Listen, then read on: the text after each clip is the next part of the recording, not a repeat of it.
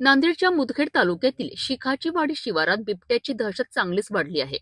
स्थानिक शेतकरी डिंगाबेर अंबादास खानसोडे यांनी त्यांच्या आखाड्यावर एक पाळीव शेळी बांधली होती।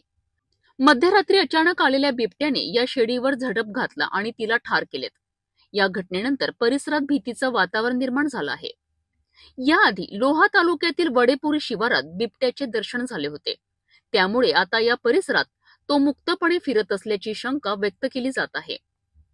या घटनेची माहिती मिळताच वन विभागाच्या पथकाने घटनास्थळी धाव घेत पंचनामा पूर्ण केला आहे। ग्रामीण भागात पुन्हा एकदा वनप्राण्यांचा वाढता वावर हे प्रशासन आणि वन विभागाकरिता मोठं आव्हान ठरत आहेत।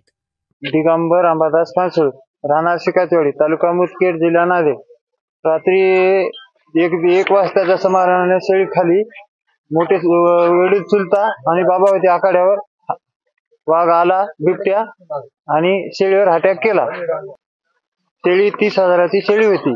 वन विभाग अधिकाऱ्याला 10 वेळेस सांगलं होतं, बाबा प्राणी आमच्या इथे आला, बिबट्या अटॅक करायलाय। त्याला तक्रार केली, समजा केलं, त्याने काय येऊन इथं काही केले नाहीत। आली रात्री शेळी फाडली खाली। आता आमची वन विभाग अधिकाऱ्याने आमची नुकसान भरपाई करून देणे।